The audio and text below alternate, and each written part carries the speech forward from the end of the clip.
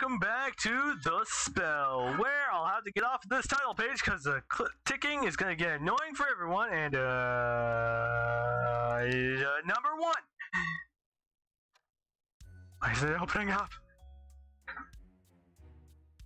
So, you're interested in Miss Roxanne.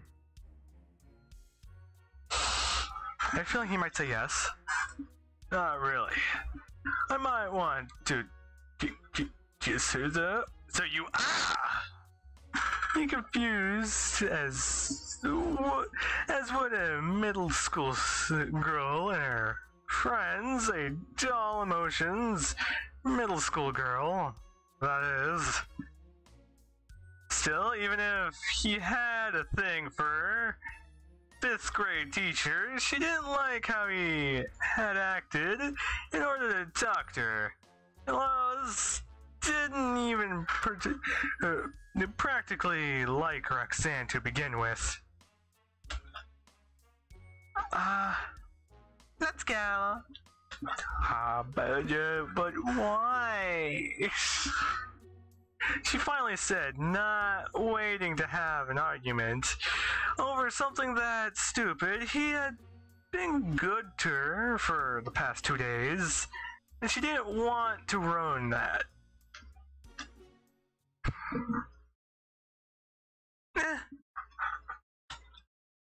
Oh. Yeah, we have a quick menu. Why didn't I think about that until now?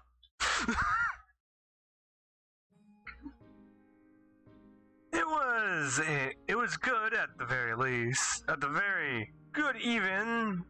So don't know what to make of it. Didn't quite taste how her mother used to make it. But it had a Johnny Sansqui like interrogator. I failed the wording, don't judge me. Your mother probably evolved irreversibly with time. That's what Steve said to her when she told him that it was a logical assumption, but she didn't want to sure about it. For the first... No, wait. Why did I go with her voice? For the first time, they had what appealed to be a normal conversation. Obviously, she was the one doing most of the talking, but he didn't shy away from her opening up to him. She told him how dinner usually unfolded with her parents, but her friend at school, and how Bill Hook and Black and White Cat always ate headphones of her father's. Well, it's a cat. Cats like to do shit. She also learned a bit more about her mother and what she was like when she was her age. Yeah, she was a pain in the ass. She wanted to know what kind of relationship Steve had with her as her brother, but the conversation was cut short when they finished eating. Steve wanted to take a shower. He always seemed to take showers during the later part of the day, she noticed. Everyone has their freaking routine, I can't deny that. Steve was a bit let down about this. She was a bit let down about this turn of events, though she wanted to know a lot more about her mother and why she rarely ever mentioned his existence. I don't know. That moment was probably what first sparked her uneasiness. Don't know. She was tidying up the dining room, while he was in the shower. She wanted to do her part, only if a bit the sudden change of environment gave her a glimpse of what could mean to be more resembling. She could let Steve do everything for her sake, like her parents used to do. Well, that was a bad example, but still. Okay, you don't want to do that. You still need to become big child and learn shit. Well, though, something into the trash, well, she mistakenly pushed the bin just a tiny bit when she realized there was more dust behind it. So she reached for the broom and started sweeping the floor. What is this? A pile of dust. There was a tiny folded piece of writing paper. It caught her attention. Somehow, she never saw him take notes before, so perhaps that was it. She worried what kind of handwriting he had. Probably crooked and ugly. She unfolded the paper carefully, scared of the destroying its context. As she imagined, the writing was anything but appealing to the eye. She smiled as it was very much like him. The meaning of the word, the font, her funny sank in. Oh. What does it say? She trembled ever so slightly. Oh God. Is it bad? The fuck? On the piece of paper, she written the name of the restaurant. Her parents were dying at the right before they died. And besides, it was the address where they eventually met their fate. For some reason, she didn't know this scarred him. Naturally, she tried to assess the information in a logical manner after all. He probably simply took notes of what happened.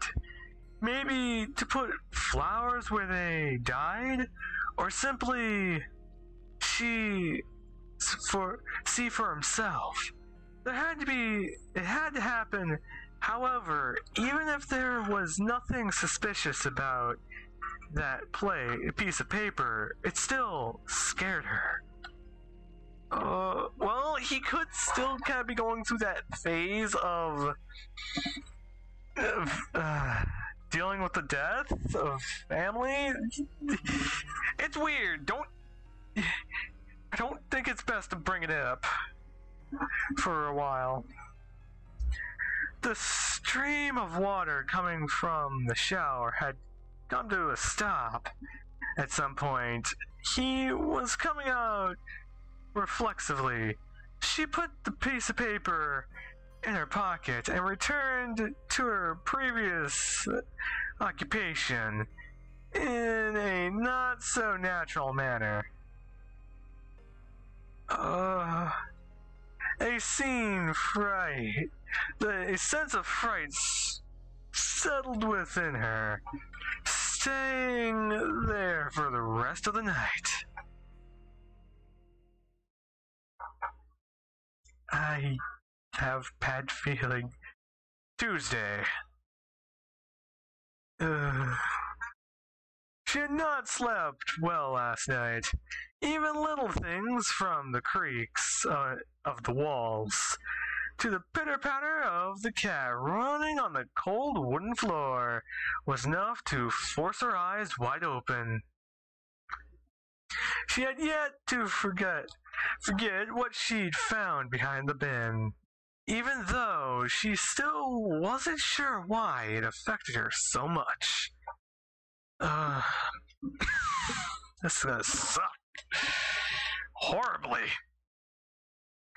But she was surprised to go to school today. She had so she'd have to face him one way or another. Middle school will help clear her mind. Hopefully. It should, hopefully. Damn it, stop copying me! She opened the door of her room. Abruptly, probably confusing courage with forcefulness, and walked towards the involving dining room with determination. She knew he would be there, probably reading as usual. Yet the mention of he appeared in front of her field of vision. She insteadly forgot the meaning of her urgency. I wonder why. Or perhaps, more perceivably, he made her forget. Oh, you're awake. You're awake. Right on time. He was making breakfast. Want some toast? Yes. He pointed at his left. A plate full of well-toasted toast. I was happy just to figure out that there's toast. At least we get to know that she changed clothing. Who's wearing a sweatshirt like that? Nobody. Okay, some people do. She stared at him back in bewilderment, not simply because he was making her something to eat, but because of the energy that was probably put into it. Oh, toast, I see eggs. Continue. I can't get mad at how he acts. It's him. He's innocent, I hope. He then pointed to his right at their plates of differently cooked eggs. She then noticed the sound of an unfamiliar voice in the background. Oddly enough, she glanced at the living room, towards where the voice was coming from, and witnessed something she couldn't believe. A large television was sitting in the once empty stand, as if he had always been there to begin with. Does he use fucking magic? The fuck? But how did he obtain one of these? The store should still be closed at this hour, right? And why would he buy one anyways? No eggs. Pancakes? How is he doing this? Is he just like snapping his fingers and does this shit appear? The fuck? He pointed right in front of him, on the stove where he was cooking. Pancakes, probably.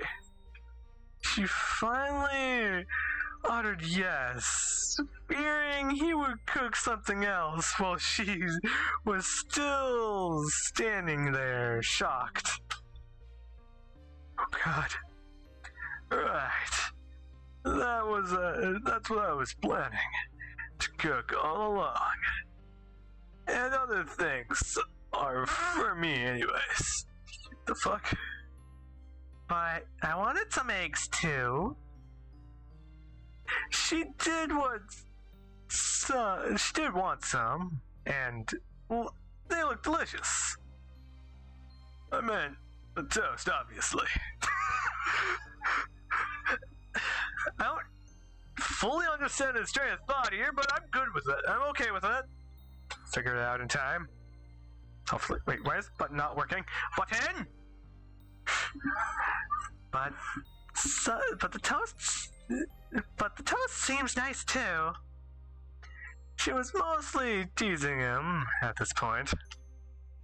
Did I say toast? I meant to say.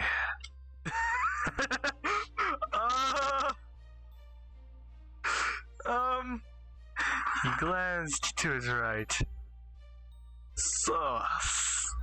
What better than Worcester's sauce to begin this morning? What? Why? She giggled at his always so weird behavior.